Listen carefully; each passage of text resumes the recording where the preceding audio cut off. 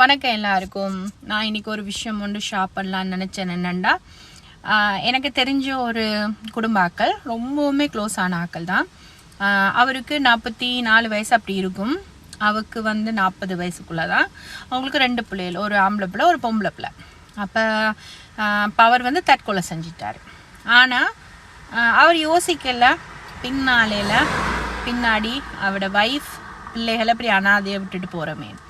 ஆனால் இப்போ அந்த வைஃப் தனியாக இருந்து பிள்ளைகளை கவனித்து அந்த பொடியன், அதாவது மகனுக்கு கல்யாணமும் முடிச்சு கொடுத்துட்டா. பிள்ளை ஓரளவு வயசு, ரைட், தனியாக வேலைக்கு போய்கொண்டு வீட்டு மோட்கேஜ் கட்டி கொண்டு தனியாக அந்த பிள்ளைகளை வளர்க்குறான். பட் ஆனால் அவர் ஒரு கொஞ்சமாவது யோசிச்சாரா, நாங்கள் இப்படி அம்போன்னு விட்டுட்டு போகிறோமே, பின்னாலையில் குடும்பம் எவ்வளோ கஷ்டப்படுமெண்டது. ஸோ இதே நான் இந்த கதையை சொல்கிறேன்னா, நிறைய பேர் தாங்க செய்கிற அந்த பிள்ளையால் சரியா பின்னுக்கு வர பின்விளைவில் ஒரு நாளுமே யோசிக்கிறது இல்லை. அதனால தான் இன்றைக்கி இவ்வளோ பிரச்சனைகள், இவ்வளோ விஷயங்கள் இன்றைக்கி உலகத்தில் நடக்குது. ஸோ எப்போவுமே நாங்கள் என்ன ஒரு விஷயம் செஞ்சாலுமே எங்களோட பின்விளைவுகளை நாங்கள் யோசிக்கணும். இப்போ நீங்களே கேள்விப்பட்டிருக்கீங்க, இந்த நயக்ரா ஃபால்ஸில் போயிட்டு நிறைய பேர் படம் பிடிக்கிறதுக்காக வியூஸுக்கும் லைக்ஸுக்குமாக சரியாக அந்த எட்ஜில் நின்று படம் பிடிப்பாங்க. அப்படி நிறைய பேர் விழுந்து செத்துருக்குறாங்க.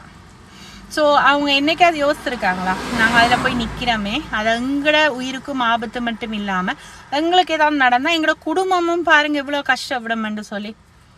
சரியா, அது மட்டும் இல்லை, ஈவன் லைக் கார் எல்லாம் இன்னைக்கு வெஹிக்கல்ஸ், அதாவது வெஹிக்கல்ஸை இன்னைக்கு வேகமாக ஓட்டி கொண்டு போகிறாங்க, ரைட், போட்டி போடுறாங்க. இன்னைக்கு யாராவது யோசிச்சாங்களா, இன்னைக்கு நாங்கள் அப்படி செய்கிறது ஏதாவது ஒரு விபரீதம் நடந்ததுன்னு சொன்னால் அது எந்த அளவுக்கு எங்களோட குடும்பத்தை பாதிக்குதுன்னு.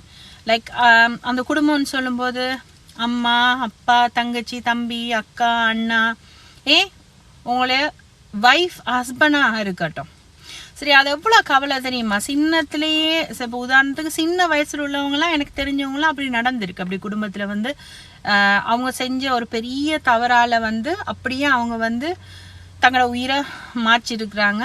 இன்னைக்கு எவ்வளோ குடும்பங்கள் அண்ணாதியாக அப்படி இருக்குது.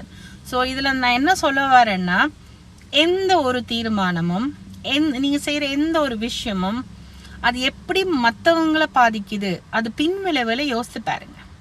சரியா, ஸ்பெஷலி உங்களுக்கு குடும்பம் என்ற ஒரு விஷயம் இருந்தேன்னு சொன்னால், சரியா, நீங்கள் எப்போவுமே உங்களோட குடும்பத்தை கருதி கொண்டு செய்யணும். ஈவன் நீங்கள் ஒரு வெஹிக்கிள் ஓட்டிக்கிட்டு போகிறனாலும் உங்களோட குடும்பத்தை நீங்கள் வச்சுக்கொண்டு தான் அந்த வெஹிக்கிளை ஓட்டுறீங்க. ஸோ நீங்கள் எப்போவுமே என்னது, ஸ்லோவாக போங்க. பிள்ளைகள் இருக்கிறாங்க, வைஃப் இருக்கிறாங்க, சரியா, உங்களோட குடும்பம் உங்களே நம்பி தான் அங்கே பின்னால் உட்காந்துட்டு, சரியா, அந்த உயிரை உங்கள் கையில் தான் கொடுத்துருக்குறாங்க. ஸோ அதனால் எப்போவும் பார்த்து ஓட்டுங்க, நிறைய விபரீதங்களை தவறுங்க. ஸோ அதை தான் நான் இந்த வீடியோவில் சொல்ல வரேன். ஸோ எந்த ஒரு விஷயத்தையும் பின் விளைவுகளை யோசித்து செயல்படுங்க. ஓகே, தேங்க்யூ, பாய்.